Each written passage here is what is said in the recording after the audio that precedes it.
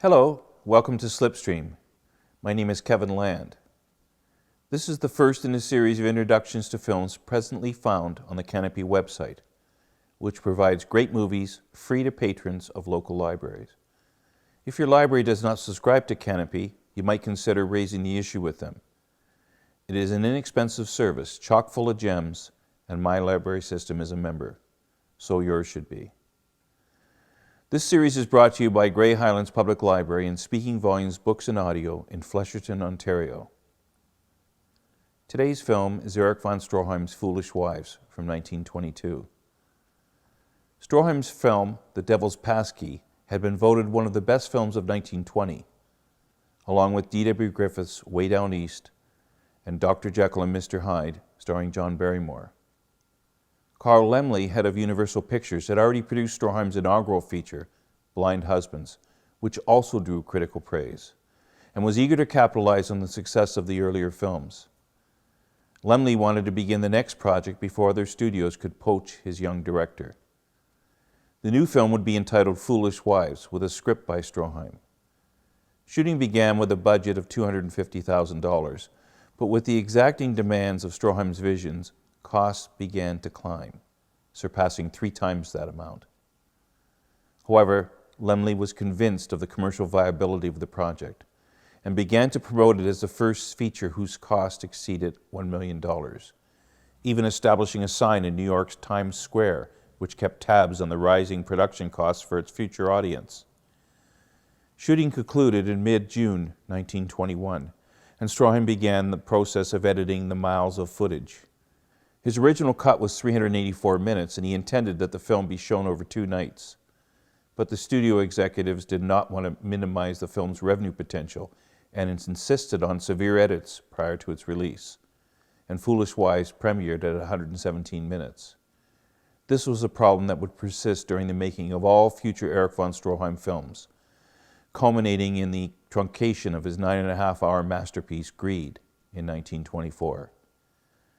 Foolish Wives is a story of an American envoy who travels with his young wife to Monaco to meet with the prince. There they meet Count Sergius Karamazin, a Russian con artist played by Erich von Strorheim, and his 2 so-called cousins, who plan to swindle the pair out of whatever they can. The fake count also has another agenda involving the envoy's wife.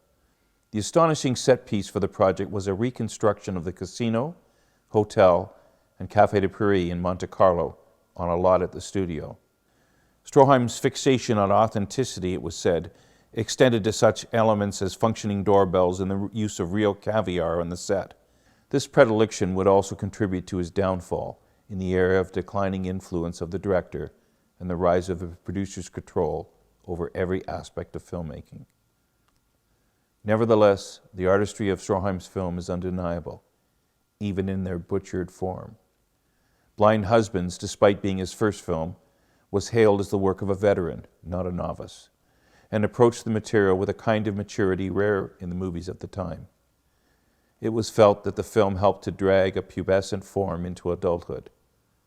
Naturally, even in an era that predated the Hays Office, given the frequency with which Strorheim depicted the seedier side of human nature in his film, issues on censorship arose. True to his uncompromising nature, the director deflected such criticism.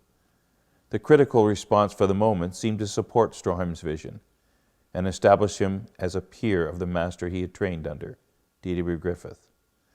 But it would not be long before the iron glove of Hollywood's fiscal demands tightened around him.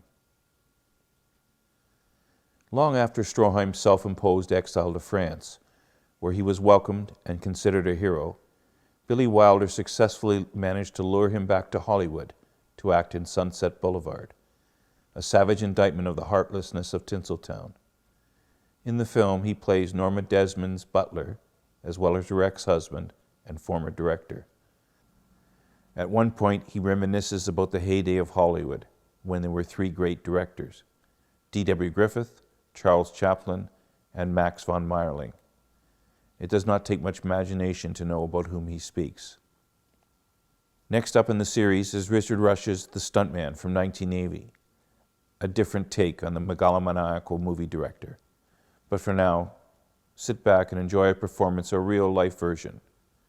Eric von Strorheim in Foolish Wives.